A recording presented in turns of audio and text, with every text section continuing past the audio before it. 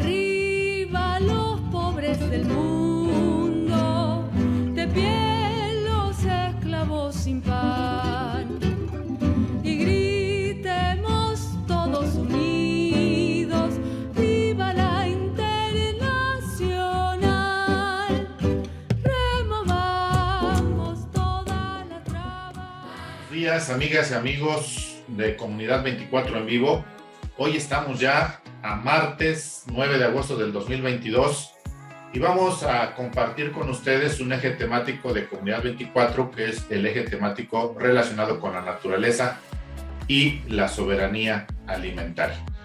Hoy nos acompañan las y el responsable de este eje temático. Está con nosotros Elide González, Arely Castillo, María Eugenia Ochoa y el doctor Héctor Bernal. Gracias por estar con nosotros. Vamos a empezar, amigas y amigos, con un video de introducción y después vamos a ir platicando y comentando, reflexionando junto con ustedes sobre este tema de hoy relacionado con los ríos y la contaminación. Empezamos.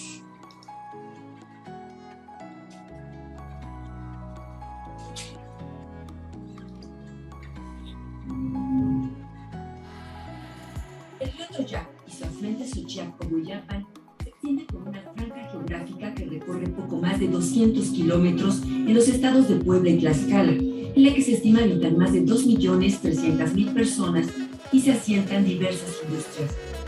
Si fuera un río cristalino, apto para pesca y recreación, hoy se encuentra alterado en su color y calidad.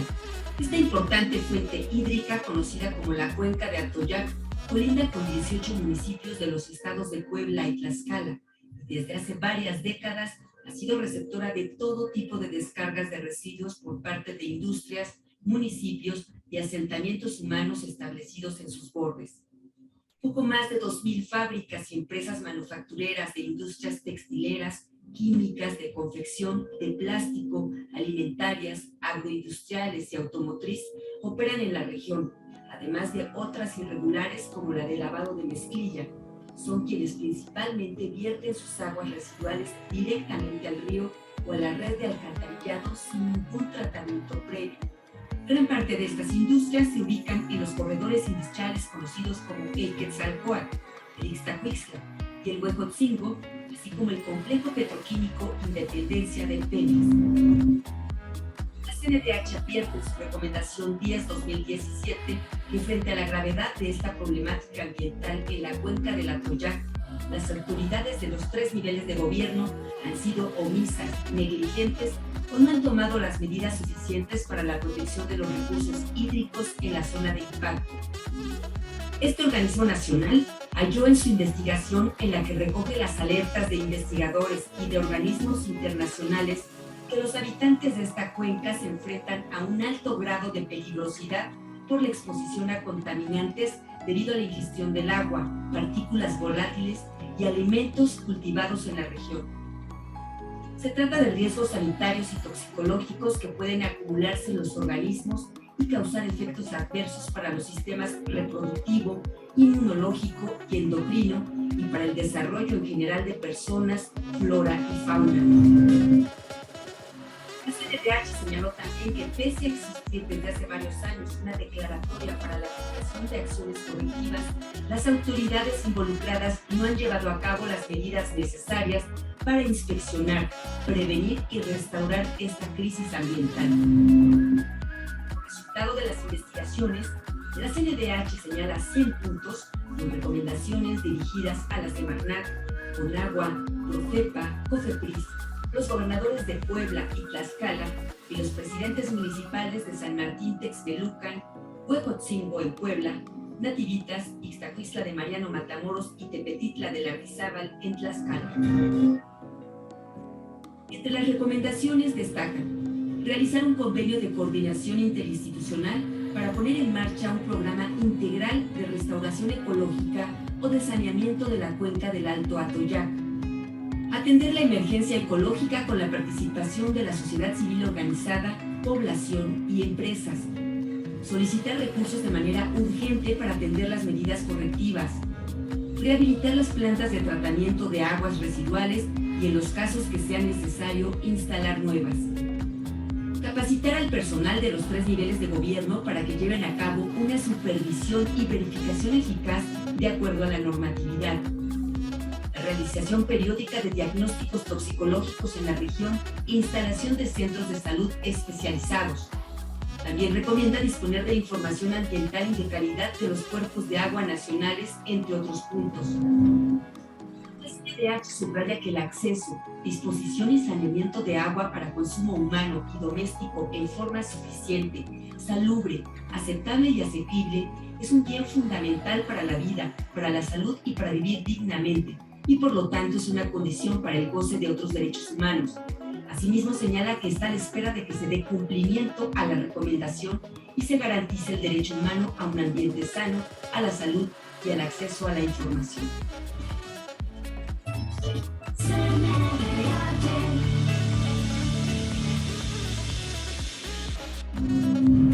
Pues ahí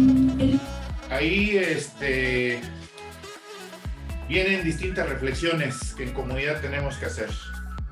Hay responsabilidad directa de autoridades de los 3 niveles de gobierno, del sector privado, pero principalmente la recomendación también nos hace reflexionar sobre lo que nosotros tenemos que hacer como sociedad. ¿Qué opinión les merece esta recomendación?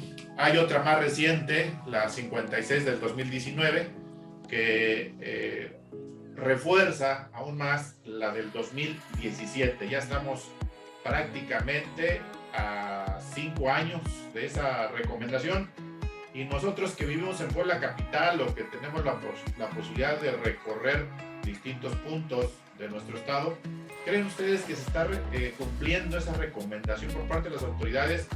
¿Estamos involucrados como sociedad? ¿Qué es lo que tendríamos que hacer? ¿Quién dice yo? Yo.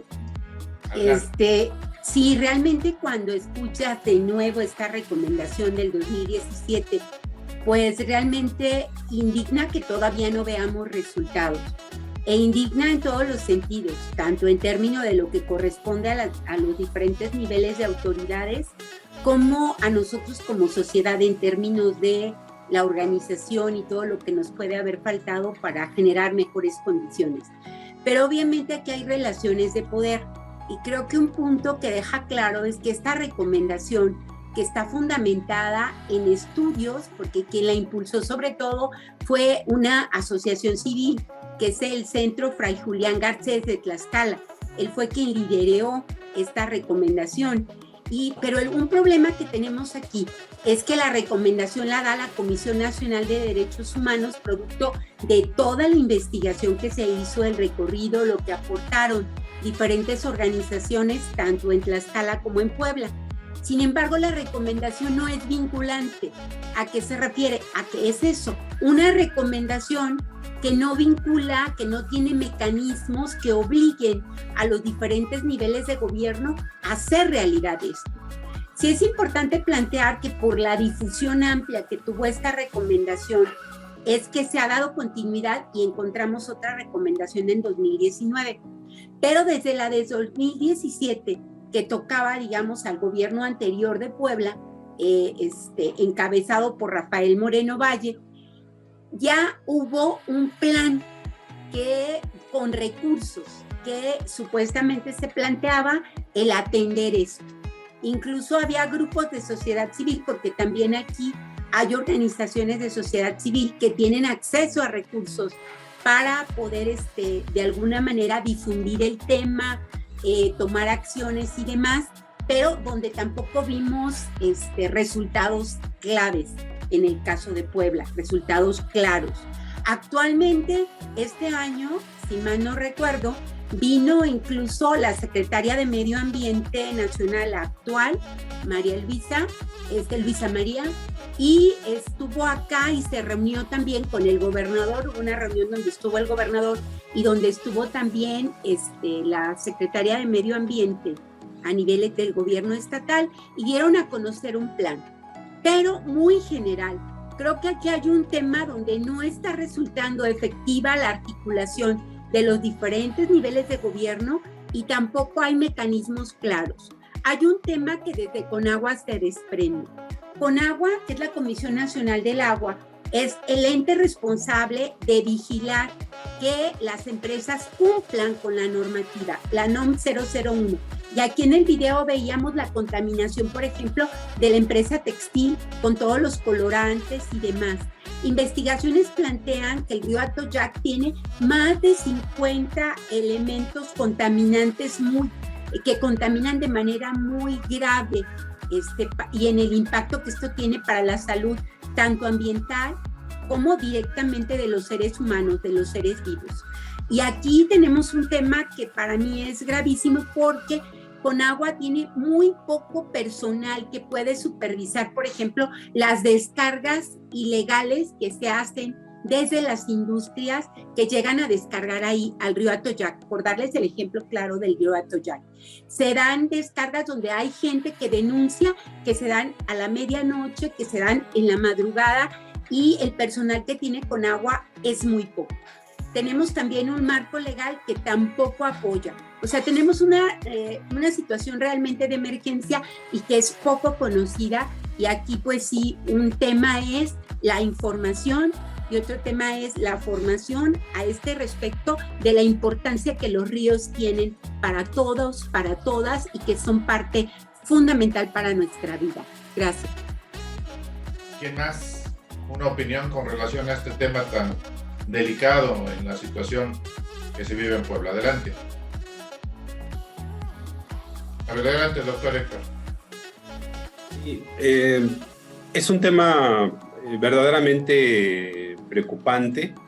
Las recomendaciones de la Comisión Nacional de Derechos Humanos de 2017, estamos hablando pues de la parte como culminante, yo diría, de toda una época neoliberal, que si bien se dio de una forma verdaderamente voraz durante los sexenios de Mario Marín y de Rafael Moreno Valle, yo quiero llamar la atención a que este problema viene desde mucho más atrás para el caso que nos ocupa, que es sobre todo la región centro del estado de Puebla.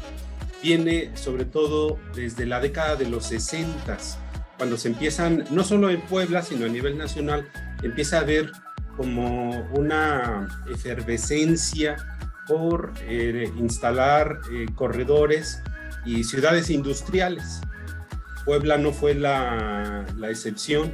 Entonces es un problema pero muy complejo que nos preocupa porque aún estando en un momento en que consideramos esperanzador con posibles cambios, esa inercia que se creó desde la década de los 60 hasta la fecha pareciera imparable, pareciera que la idea del crecimiento económico, el de generar Producto Interno Bruto regional, pareciera que no queda de otra alternativa más que continuar con ese camino.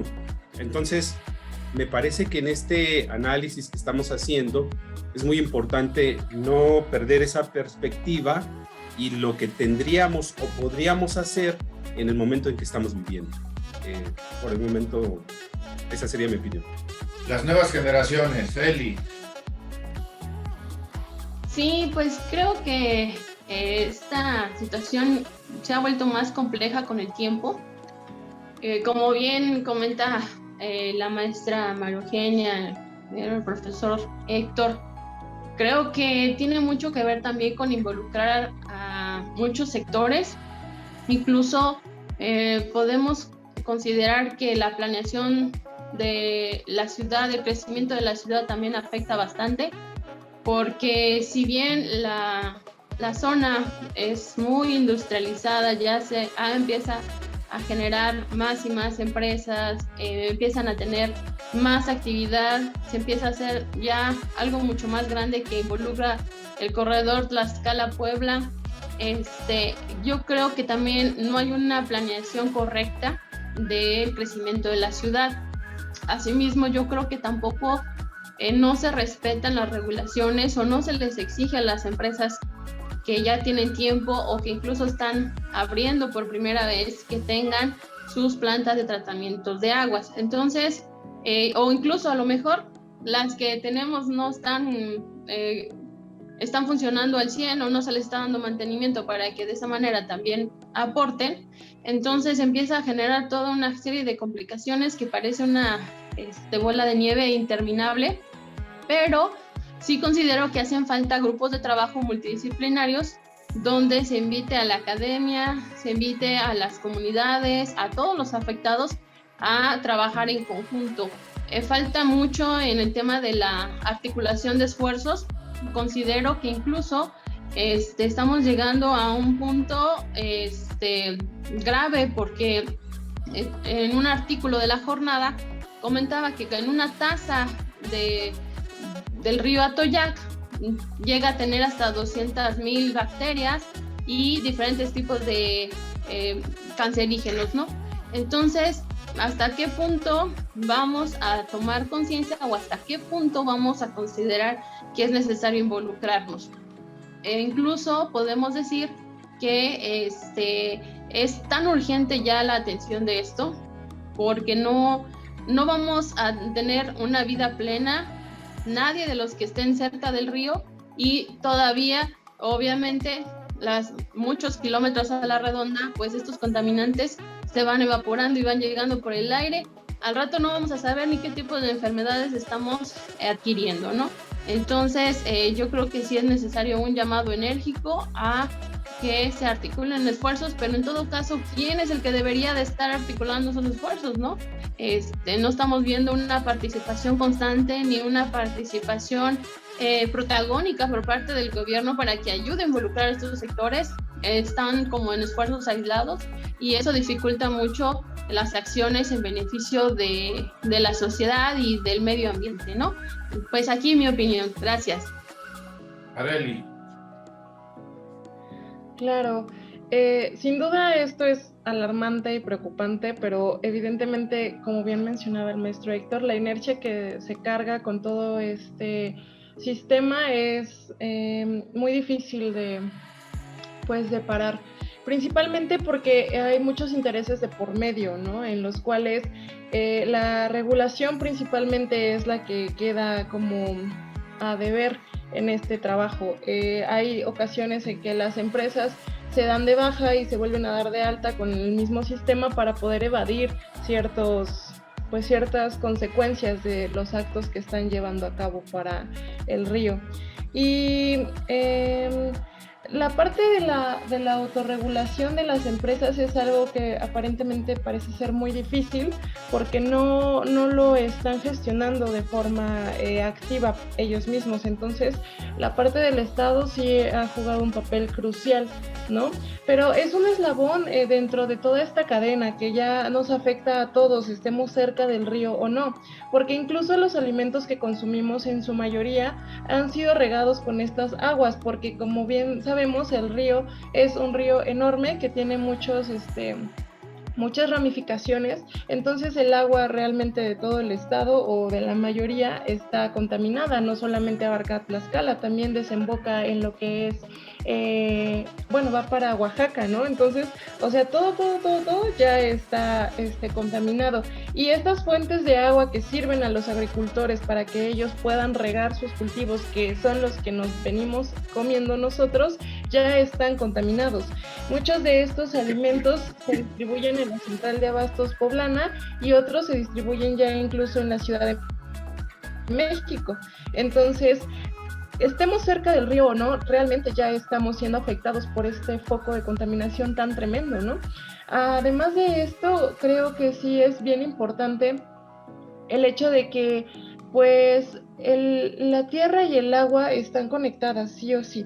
Entonces, el hecho de que estemos contaminando de esta forma, y digo estemos porque somos todos, ¿no? Al nosotros consumir esta mezclilla, al nosotros estar consumiendo estos alimentos, al nosotros estar consumiendo todo lo que está disponible para nosotros en el mercado, ya estamos de alguna manera contribuyendo, está como muy enraizado todo esto, ¿no? Entonces, creo que sí es importante, ¿no? Que nosotros hagamos conciencia de ello, porque de alguna manera así se comienza esto, ¿no? O sea, nos hemos visto muy ajenos a la cuestión del río, pero realmente sí es algo que nos involucra a todos. Y reitero, de forma directa, siendo que vivamos cerca y todos estos contaminantes volatilizados los ingiramos por medio del aire, que también contaminamos el aire. La parte también del consumo es algo que nos está dando, ¿no? Y sí, a raíz de todo este crecimiento industrial es como hemos estado avanzando en estadísticas. A partir de ese movimiento es cuando se empieza a incrementar los casos de cáncer, los casos de muchos tipos de cáncer. Pueden ser a primera instancia cánceres tópicos, porque pues estamos en contacto las personas que vivamos cerca, pero no solamente son esos, también la cuestión del daño al sistema inmunológico, que prácticamente para mí es como una fuente importante para el desarrollo de estas enfermedades, porque si nuestro sistema inmunológico se ve afectado, entonces prácticamente todo nuestro organismo puede verse afectado, ¿no? Entonces eso es algo bien importante en cuanto a que sí, nos involucra a todos y nos afecta a todos, ¿no? Porque estamos parados en un mismo ser y este ser se está enfermando conforme pasa el tiempo y se sigue contaminando de manera crítica. Y hay que mencionar que, bueno, respecto a esto, o sea, vamos a llegar a un punto en el que puede que ya no haya marcha atrás y ese punto está muy cerca. Esa es una. Y la otra es que conforme va la tendencia, estaba leyendo que de acuerdo a estadísticas, la Organización Mundial de la Salud pronosticaba que para el 2050 aproximadamente 1 de cada 2 personas iba a tener algún tipo de cáncer. Entonces nos preguntamos el por qué puede llegar a pasar esto tan alarmante que, o sea, es increíblemente, pues, yo le llamaré feo, pero es alarmante en serio. Y nos preguntamos el por qué, y es porque ya todo nuestro entorno, nosotros ya estamos de alguna manera contaminados con este tipo de acciones, ¿no? Entonces, sí es un llamado a la conciencia y también a la acción desde el movimiento social. Creo que si nos ponemos un poco más, nos organizamos más y somos más enérgicos en esto, aunque sea, vamos a generar un eco, ¿no? Y eso tiene que causar algún impacto. Porque en nosotros no queda realmente regular estas empresas, pero sí queda, ¿no? Lo que nosotros estamos fomentando en nuestra misma sociedad y cómo eso repercute, ¿no? En los demás, por ejemplo, en estas empresas y demás. Esa es mi participación. Muchas gracias. Fíjense que en Comunidad 24, amigas y amigos, invitamos a la reflexión y principalmente a que ustedes puedan hacer un trabajo de concientización con la familia, con sus vecinas y vecinos, amistades y compañeras y compañeros de trabajo. Espero que el tema que estamos hablando sobre la contaminación de los ríos nos pueda llevar a una reflexión. Antes de continuar con las participaciones, quiero que vean dónde se origina el río Atoyac.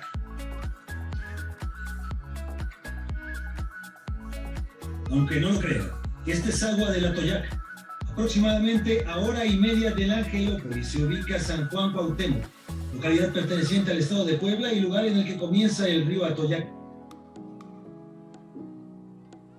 En distintos puntos el agua incluso brota del suelo, agua cristalina, que da vida a su paso a un ecosistema generoso. Este es el paraje conocido como Tenerife de los bienes comunales en San Juan Cuauhtémoc. Justo aquí es donde nace el río Atoyac. Dudo mucho que en la zona urbana, por poner un ejemplo, en la ciudad de Puebla, pueda hacer usted algo como esto, precisamente con las aguas del Atoyac. Su paso natural es aprovechar. Fíjense, 22 ríos en el estado de Puebla. 22 ríos que muchos de nosotros conocemos, hemos pasado, incluso hemos disfrutado con la familia o con los amigos, las amigas. Hemos nadado en ellos. No sé cuáles de estos 22 ríos ustedes conozcan, maestro Héctor, Maru, Eli, Areli. Y esta reflexión lo hago porque se está visibilizando el tema del Atoyac, pero el 73% de los habitantes ahora lo hacemos en zonas urbanas y el 27% se encuentra en zonas rurales. Pero ya empiezan en algunas zonas rurales a comentar la presencia de contaminantes. Y ahí no es responsabilidad única de los 3 niveles de gobierno. Yo creo que es una cuestión de cultura comunitaria para poder recuperar y salvar nuestros ríos. Comentarios al respecto. Adelante, doctor. Bien, una de las cosas que yo considero afortunadas del trabajo que tengo es el haber podido conocer en varios lugares del país ríos que no están contaminados, ríos cristalinos como veíamos hace un momentito en el segmento del video, ríos donde hay peces, donde hay tortugas, ríos en donde uno se puede bañar, incluso beber el agua, ¿no? Como lo hacía el compa de Televisa. Entonces, me imaginé yo como un recorrido rápido entre San Juan Cuauhtémoc y Valsequillo. En ese proceso pasan un montonal de cosas. Solo como complemento y una idea para pues, nuestros amigos y amigas que nos están escuchando, me eché un clavado rapidísimo en la página de la Secretaría de Economía y fíjense, hay una nota muy interesante de la Secretaría de Economía del Estado de Puebla. Dice, está muy breve. En Puebla, el valor de la producción en los primeros 5 meses de 2022, la industria manufacturera registró 219,604 millones de pesos respecto del mismo periodo de 2021. Es decir, que creció 12.5%, ocupando el 6º lugar a nivel nacional. El valor de la producción en mayo de 2022 fue de 52,010 millones de pesos, siendo el mayor registro en la historia del indicador. Esta nota que nos puede parecer muy positiva, en realidad detrás de este tipo de información existe ese recorrido desde San Juan Cuauhtémoc hasta Valsequillo, solo como para ejemplificar, lo cual nos lleva a reflexionar, como lo indicabas, Liga Belardo, en que estos procesos que están en ese recorrido deben de tener al menos 2 caminos generales. Por un lado, la sustentabilidad de cada proceso, tenemos que hacerlo cada vez más sustentable, pero por la otra, tenemos que reflexionar acerca de nuestro consumo, en el camino de tomar seriamente la decisión de empezar a disminuir el consumo que tenemos. Eso sería lo que yo comentaría hasta aquí. Gracias. ¿Quién más dice yo? Levanten su mano. Acá, Adelante, levanto, perdón. No, yo creo que algo de lo que dijo Héctor me saltó, que creo que es muy importante recuperar tanto las visiones de los ríos limpios, porque creo que sobre todo las personas que somos más urbanas, de ciudad, que tenemos poco contacto, digamos, con ríos, es algo que tendríamos que incorporar, que recuperar, que ver por qué un río es importante para mi vida.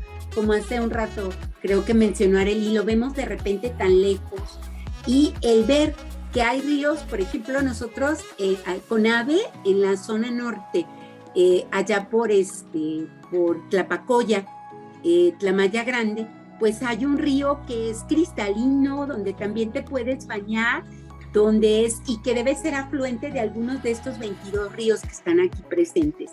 Creo que es muy importante recuperar eso, porque lamentablemente cuando ves el caso del Atoyac y el Alteseca, que están gravemente enfermos, incluso para algunos investigadores del tema ya clínicamente muertos, lo que esto implica para nuestras vidas.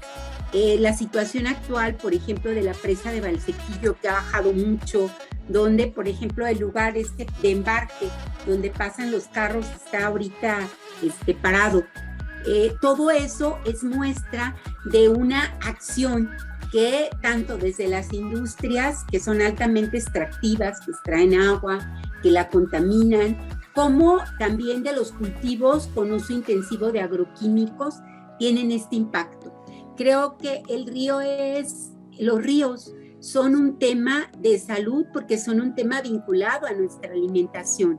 Son un tema de vida porque nos dan esa agua que es tan necesaria para nuestra vida cotidiana en muchos casos. Pero además, los ríos también forman parte de nuestra historia, de nuestra memoria.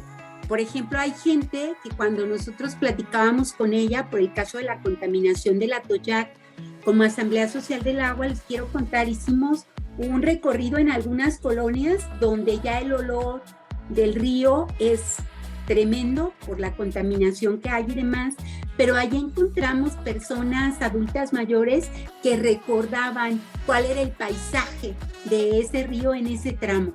Y creo que recordar esa parte y también tener esos paisajes de nuestros ríos limpios, así como por ejemplo tengo en mi memoria el recorrido que hay en el río de Orizaba, donde ellos recuperaron su río, que era un río como aquí el que sería en el centro de Puebla, por el Boulevard 5 de Mayo, ese río que embotellaron y se perdió de alguna manera.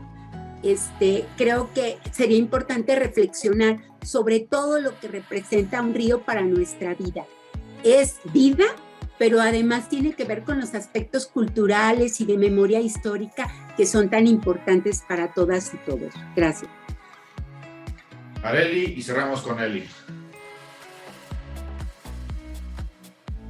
Claro, bueno, respecto a esto también estaba considerando el hecho de que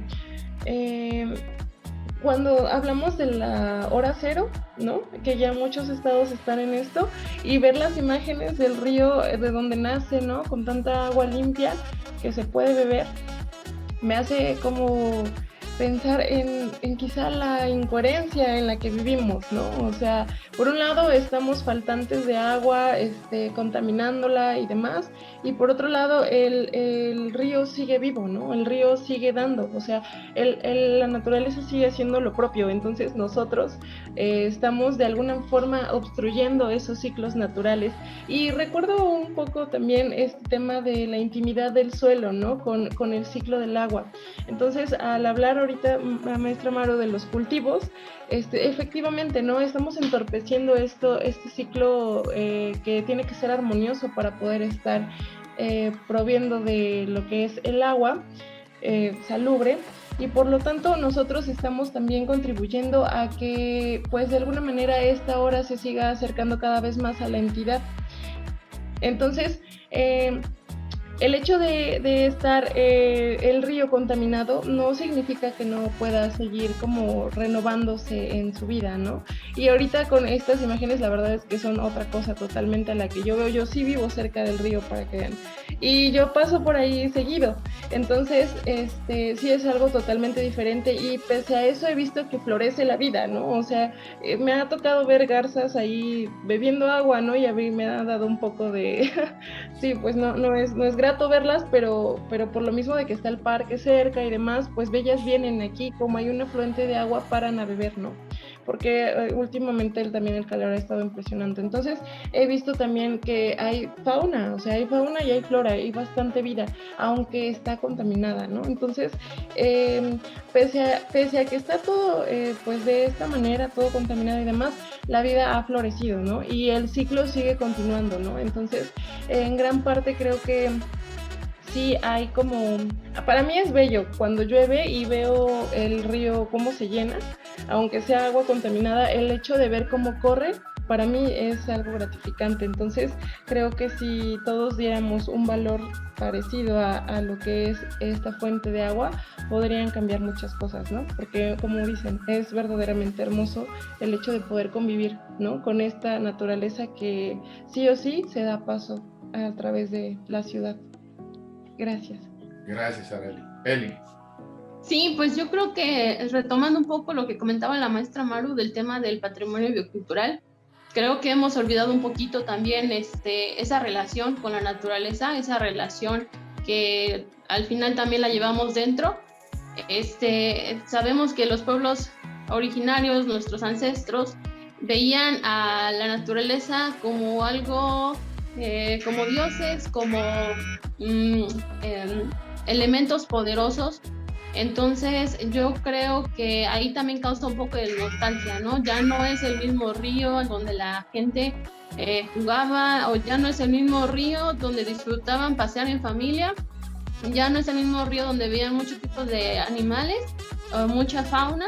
Hoy en día, desafortunadamente, tal vez ya no se puede disfrutar de la misma manera, pero hemos perdido ese contacto, ¿no? Ya no le damos el valor que deberíamos de darle, y bueno, a estos 20 ríos no le estamos dando tampoco el significado que deben tener, ¿no? Entonces, yo creo que comparto lo que comenta Ali. Necesitamos hacer conciencia con nuestras familias, con nuestros vecinos, de la importancia de cuidar en todos estos aspectos, todos los elementos de la naturaleza, y qué mejor que podamos generar un entorno saludable para las futuras generaciones, ¿no? Tal vez podamos estar con salud el día de hoy, pero no sabemos el día de mañana de qué manera nos estará repercutiendo todo este tipo de acciones que afectan el medio ambiente, ¿no? Entonces, yo invitaría a esa reflexión de retomar lo que es esta relación con la naturaleza, no tratar de verlo tan alejado, tan apartado, sino involucrarnos y tratar de rescatar lo que podamos rescatar con el tiempo encima, ¿no? Gracias. Pues Comunidad 24 invita a todos los que nos están viendo para que, si necesitan esta presentación, nos escriban a nuestro correo y con todo gusto lo mandamos. Pueden ustedes hacer una reflexión familiar, escolar, con los vecinos, con los amigos y con los compañeros y compañeras de trabajo. Estos 22 ríos tienen una historia, como todos los ríos en el mundo, y vamos a pasar una pequeña cápsula sobre el origen de los ríos.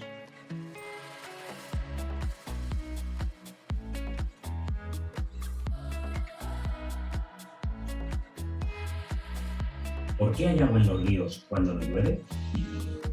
La explicación más intuitiva a esta pregunta es el deshielo. Como la nieve se acumula en las montañas, a medida que se va deshaciendo, va aportando agua al río. Eso tiene sentido en primavera, cuando las temperaturas empiezan a ser altas y la nieve se protege. Pero ¿por qué corre agua también en invierno, cuando todavía no hay deshielo? ¿O en verano, cuando ya no queda nieve en las montañas? La respuesta está en que el agua viene de debajo del suelo. Cuando llueve, el suelo actúa como una esponja y retiene una parte del agua, que se cuela por sus poros hacia las rocas. Cuando ya no le cabe más agua a la esponja, a esta agua le pasan dos cosas, que empieza a correr por encima y a colarse hacia abajo.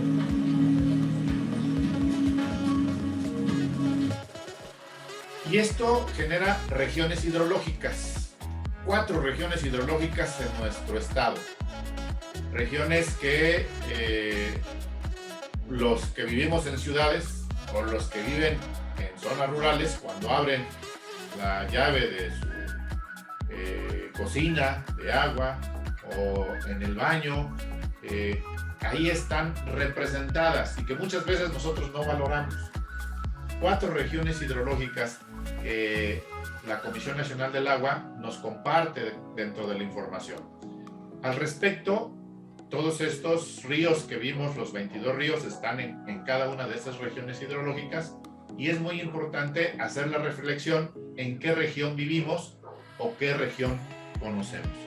Areli, ¿qué región de las 4 que existen en Puebla, la de Balsas, la de Tuxpan-Nautla, la de Papaloapan, la de Pánuco, conoces o vives en ella?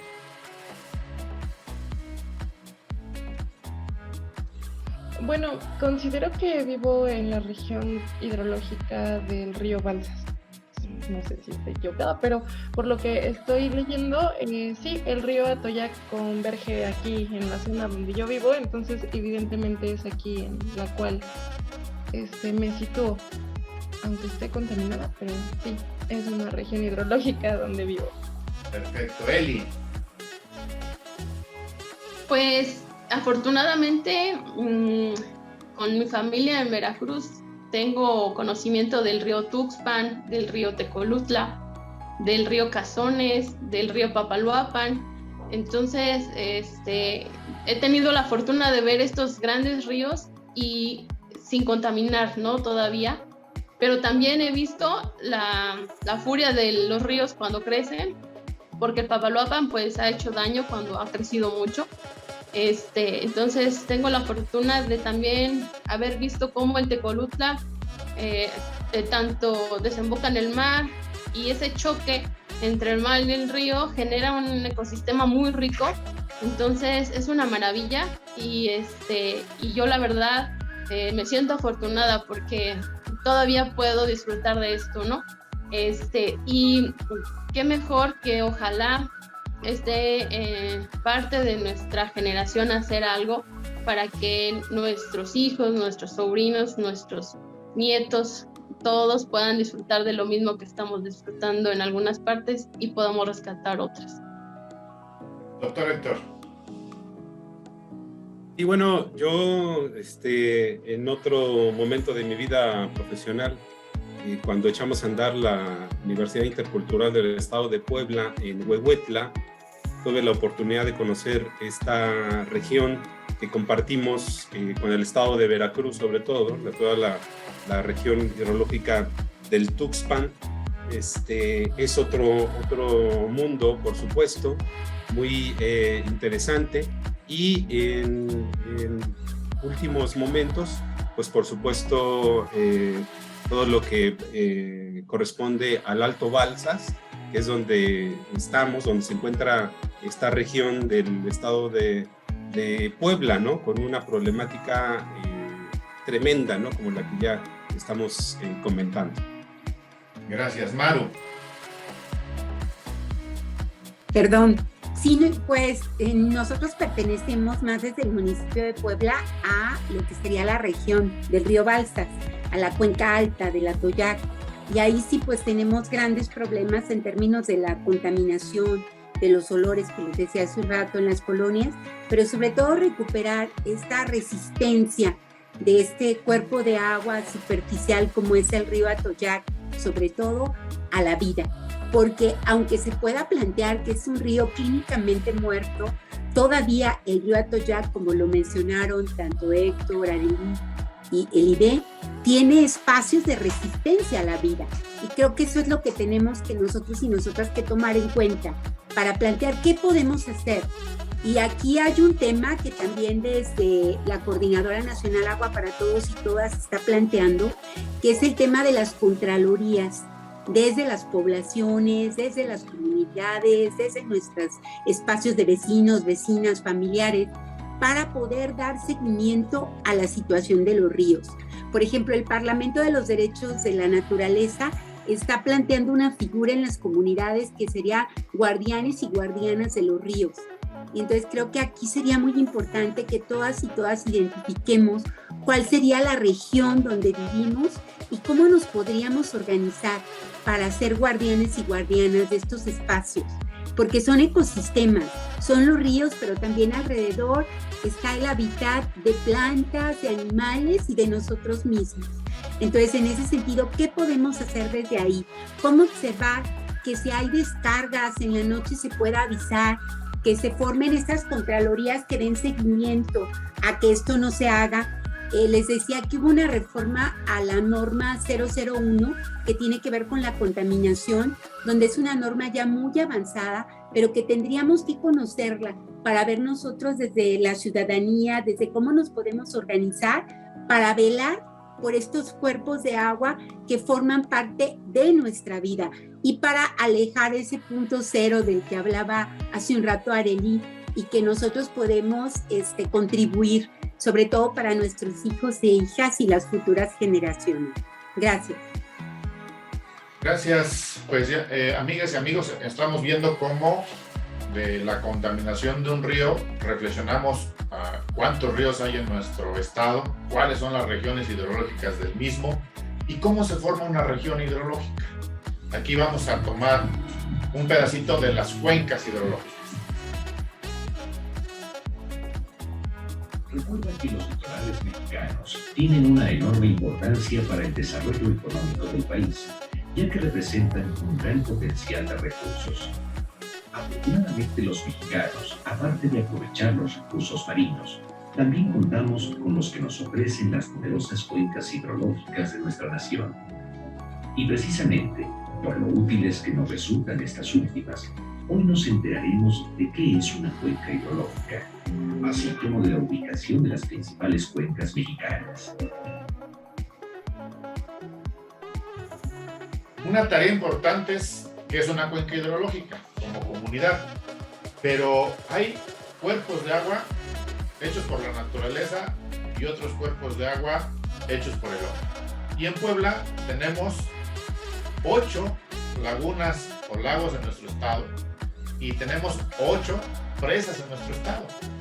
Aquí me gustaría que nuestros amigos que son responsables del eje temático de la naturaleza y la soberanía alimentaria nos platiquen también qué lagunas, qué lagos o qué presas en nuestro estado conocen y cuál es su punto de vista del estado en que los han visto a estas presas, a estas lagunas y a estos lagos. ¿Quién dice yo? Adelante, maestro. Bueno, yo no conozco todas las lagunas y presas que tenemos en el estado, pero bueno, he visitado el caso de las presas, por supuesto la Manuel Ávila Camacho, que conocemos más comúnmente como Valsequillo, la presa de Necaxa, que es una presa muy interesante hacia el norte del estado, varias de las lagunas que están mencionadas en esta lámina.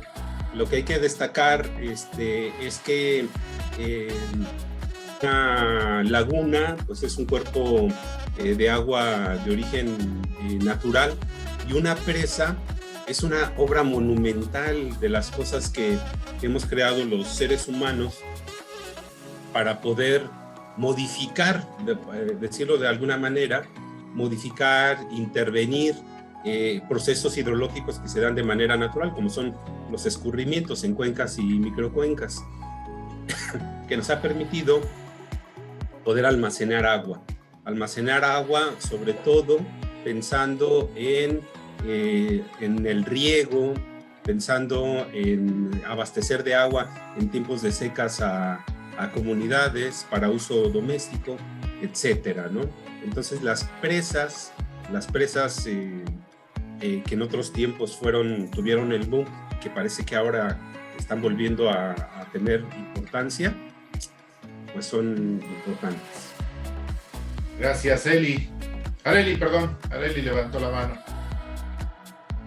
Sí, bueno, yo sí he tenido la dicha de conocer 2 de estas lagunas que están enlistadas, la de Alchichica y la de Aljojuca, que están muy cerca una de la otra, y pareciera que hay una correlación directa entre ellas, por medio del subsuelo.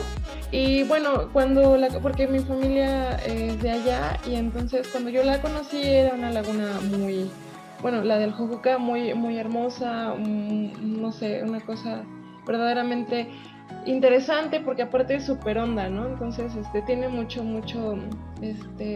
agua ahí, y incluso hablan de que tiene corrientes debajo, ¿no? Que es peligroso nadar por ahí. Pero la última vez que fui, yo me percaté de que el nivel había bajado bastante, ¿no? Incluso también en la de Alchichica un poco. Y hablaban de que hay un pueblo aledaño, me parece que se llama San Miguel, donde ahí también había una laguna similar, pero ya hace mucho tiempo que se secó. Entonces, pero sí, es increíble, el agua es cristalina. Mucha gente en los tiempos de mis abuelos iba a lavar ahí, iba por agua a esas lagunas, aunque son como tipo cráteres. Entonces bajaban con sus cubetas, acarreaban el agua en los burros o cargándola, y sí, unas fuentes muy importantes de vida en la región, de allá por Ciudad Cerdán. Sí, gracias. Gracias, Maru, levantaste la mano. Sí, yo también para opinar que realmente no conozco mucho, pero la laguna de Alchichica la conozco porque una de mis compañeras en el posgrado de estudios socioterritoriales la estudió. Nos llevó fotografías, videos, es una laguna que se encuentra en riesgo también por los contaminantes que le están llegando de las poblaciones de alrededor. Y entonces parte del trabajo de mi compañera fue tratar de hacer reuniones con los habitantes de alrededor para que tuvieran conciencia del tema de la contaminación y del tema de cómo se podrían organizar también para preservar este lugar que como paisaje es muy bello. Y por otro lado, de los cuerpos, digamos, de las presas, que son artificiales, que son trabajadas por la humanidad, pues la presa Manuel Ávila Camacho, y que ahorita pues se encuentra en riesgo tanto por la sequía como por la contaminación. Creo que aquí, desde lo urbano, es una posibilidad muy, muy fuerte de que logremos hacer conciencia, porque alrededor de la presa pues se genera todo un ecosistema que la gente urbana podemos ser muy sensibles al respecto y necesitamos en ese sentido información y formación.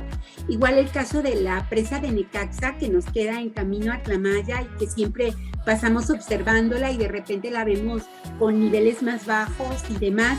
Yo creo que lo que hace un rato el doctor Héctor decía sobre para lo que sirve una presa es muy importante. Pero también hemos tenido los casos de presas hidroeléctricas que son altamente, de alguna manera, contaminantes para el contexto. Y esto creo que los pueblos, sobre todo de la Sierra Norte, han planteado también que hay que analizar cuando se presentan propuestas de este tipo de presas orientadas hacia qué. Porque las que son orientadas, digamos, al riego, a la cuestión alimentaria, al bienestar de las poblaciones, es algo que es importante reconocer y conocer. Gracias. Eli. Pues afortunadamente he tenido contacto con la de Necaxa y con la de Tenango, que aquí podría decir que tienen relación también con el turismo, porque hay recorridos, porque la gente del lugar los ofrece, pero que también depende mucho del nivel del agua o incluso en las condiciones en las que se encuentra, ¿no? Podemos ver entonces que se aprovechan de muchas formas las lagunas y las presas, pero también necesitamos hacer conciencia a la gente que viene de fuera y que las está visitando y que las está disfrutando, porque si bien dejan un ingreso a la comunidad, pero no se llevan esa conciencia o esa reflexión de lo que están disfrutando en el momento, ¿no? A lo mejor se tomaron la foto y les fue muy bien, pero ¿qué va a pasar 5 años después que quieran regresar? ¿O qué va a pasar con la comunidad, ¿no? Si llega a haber una afectación al ecosistema o al entorno. Entonces, yo creo en ese sentido que sí necesitamos hacer una reflexión mayor con los mismos visitantes que tienen acceso a todos estos cuerpos de agua para que aporten, ¿no? Al final ayuden con el tema de una organización un poquito más comprometida y que de alguna manera también los turistas sepan que son importantes para la vida y son importantes para las comunidades y para el disfrute de ellos mismos, ¿no? Entonces, pues sería parte de la reflexión. Fíjate Gracias. Que has hecho una aportación muy importante, Eli. Creo que como comunidad podríamos hacer rutas para concientizarnos de la situación del agua. Hoy platicamos del tema de los ríos, de las regiones hidrológicas, de los cuerpos de agua, es decir, prácticamente del mapa en relación con el agua. Pero para cerrar, vamos a ver el tema de las aguas subterráneas. Las aguas subterráneas que también dotan de agua a la humanidad, dotan de agua a nuestra comunidad en Puebla. Nos vamos a brincar 2 videos interesantes, que era relacionado con las lagunas de Puebla, y otro más que estaba relacionado con la historia de la presa de Valsequillo por la cuestión del tiempo. Y vamos a entrar a las aguas subterráneas, en donde ya también están advirtiendo con agua que 2 de los acuíferos de los 6 que existen en nuestro estado están sobreexplotados. Y también, vuelvo a insistir, sería muy interesante hacer esa reflexión, hacer esa ruta mental y ruta presencial con la familia, con las amigas, con los amigos, con las compañeras y compañeros de trabajo y con las vecinas y vecinos, o pasarles esa reflexión para que hagan su ruta y vayan cuidando cada vez que estén presentes en alguna de estas expresiones del agua, no contaminar la misma. En aguas subterráneas, ¿qué opinión tienen? Aquí me gustaría opinar porque es algo que es muy preocupante. Fíjate que cuando ves el mapa, ojalá que pudiéramos hablar solo de las aguas subterráneas en otro programa, porque tiene que ver con los pozos de agua y tiene que ver con que a nivel nacional y a nivel del estado de Puebla, los lugares que están siendo más, de alguna manera, perjudicados en este sentido, son donde hay automotrices, donde hay mineras, porque se extrae el agua a distancias muy profundas. Y esto, en el caso del Valle de Puebla, pues está también perjudicado. Vimos el caso de Bonafont en Juan Cebonilla, donde ahí el agua proviene del interior, o sea, es agua subterránea de los pozos, y donde hay contaminación, y el socavón que se formó ahí fue producto de la explotación de estos pozos. Entonces creo que esta parte del extractivismo que hacen embotelladoras de agua, que hacen cerveceras en otras partes del país, aquí sobre todo son embotelladoras de agua y de refresco, y otro tipo de empresas como las que les decía, están pues realmente vulnerando mucho lo que sería la disponibilidad de nuestras aguas subterráneas, y sobre todo lo digo en el caso del Valle de Puebla, y claro que también el Valle de Tehuacán está muy afectado a este nivel. Y creo que tendríamos nosotros que enterarnos más qué pasa con los pozos. Fíjate que aquí en el municipio de Puebla, de las 17 juntas auxiliares, hay una junta auxiliar que es la de San Pedro Zacachimalpa, donde sobre todo el agua proviene de pozos, porque no hay disponibilidad de agua para llevarla de manera entubada hacia las casas. Entonces casi cada casa tiene un pozo y hay un subregistro, pero esto no es lo más grave, porque digamos que la disponibilidad para uso doméstico se podría recargar, se capta agua lluvia, o sea, se va respetando el ciclo del agua. El tema es qué empresas están ahí que también tienen pozos y que se está explotando y se está sacando el agua sin cuidar la recarga, sin cuidar el ciclo del agua. Entonces creo que las aguas subterráneas son un caso que tenemos que analizar, porque se están explotando mucho, producto de que ya no se tiene el acceso tan inmediato a las aguas superficiales. Gracias. Adelante, Eli. Sí, creo que aquí abonando a lo que comenta la maestra María Eugenia, tenemos un grave problema, porque lo estamos viendo tan solo en el estado de Nuevo León, ¿no? Y aquí la preocupación es que nosotros no lleguemos tampoco a ese extremo. Pero qué curioso, porque las empresas que explotan estas aguas subterráneas, pues lucran, ¿no? Al final nada más se embotella y se vende, y ellos son los que se están llenando los bolsillos con las ganancias, pero las poblaciones no se benefician.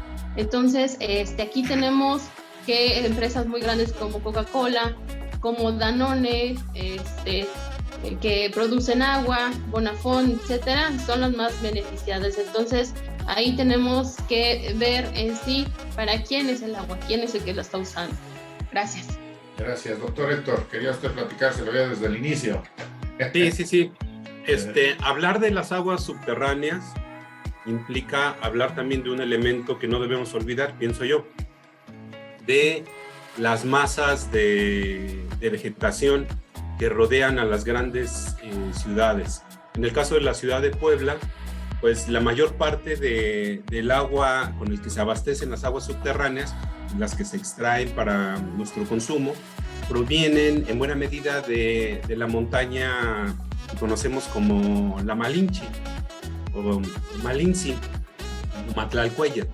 Esta montaña provee la mayor parte del abastecimiento de agua subterránea, y en los últimos años ya ese abastecimiento de agua está copado al 100%, es decir, estamos hablando de un déficit. Ya desde hace un par de años estamos consumiendo, estamos extrayendo más agua de la que esta cuenca tiene capacidad de captar. Entonces los bosques, sobre todo los bosques de pino encino que eran originarios de estas montañas, son súper importantes en el tema del agua. Gracias. Y Arely, cerramos contigo. Sí, ahorita que comentaba eso el maestro Héctor, justamente toda la cuestión de las montañas ha sido sumamente talada y creo que eso verdaderamente sí influye en esta cuestión de las aguas subterráneas, ¿no? Porque toda esa materia orgánica que se ha ido formando con el tiempo para su proceso, porque ya no hay pues este factor importante que son los árboles, ya no se retiene la misma humedad, ya no se adquiere esta materia orgánica en el suelo, entonces se rompe el ciclo. Entonces, para alimentar las fuentes de agua subterráneas sí o sí hay que cuidar bastante el tema del suelo, más en la cuestión de las montañas, porque yo he visto que las sobreexplotan mucho. Practicamos senderismo aquí en la familia y realmente sí es triste ver cómo hay muchos ejidatarios que destinan sus terrenos allá en las montañas para sobreexplotarlos y muchas veces no es eso, muchas veces está la ilegal, entonces se rompe totalmente la armonía de estos lugares y pues la del suelo. Gracias. Bueno, amigas y amigos, como ya vieron, el tema del agua es un tema muy amplio y podemos ir platicando de cada uno de estas cuestiones del agua para hacerlas interesantes.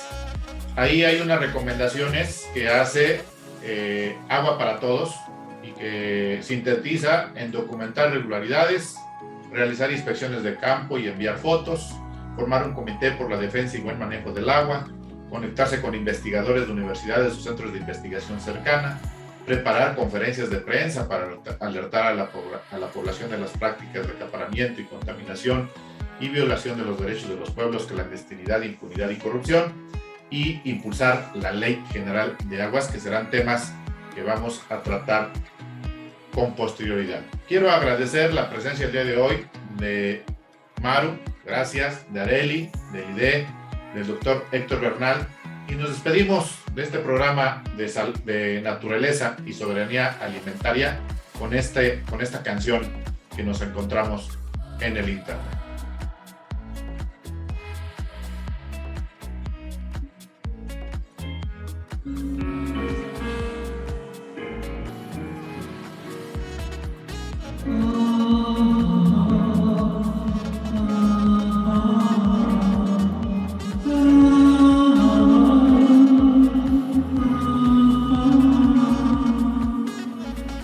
Río mío, las notas de tu canto se han perdido, tus aguas cristalinas ya se han ido. Me pregunto si volverán, río mío, parece que me hablará suavemente, contándome tu historia tristemente. Me pregunto si vivirás. Has pasado tantos años sin amor, han ensuciado tu cauce, te han lastimado. Me pregunto si a tu muerte llorarán esos que tanto dañaron tu cuerpo frágil.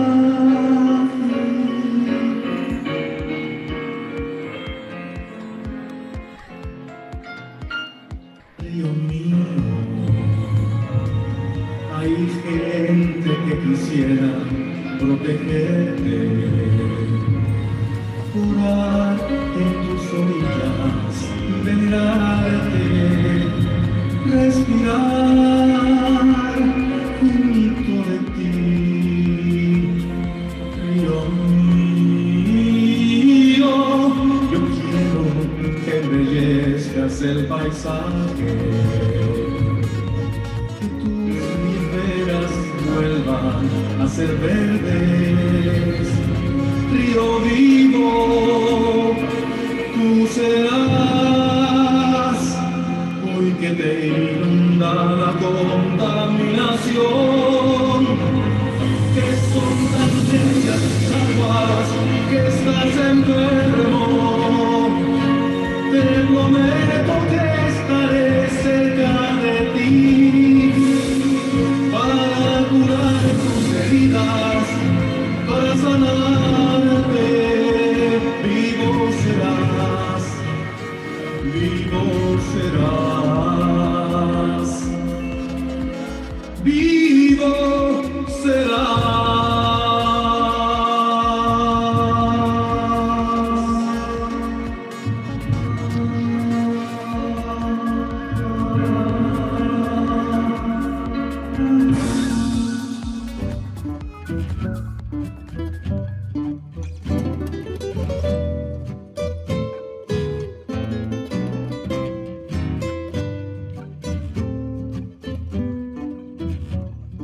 Arriba los pobres del mundo, de pie los esclavos sin paz.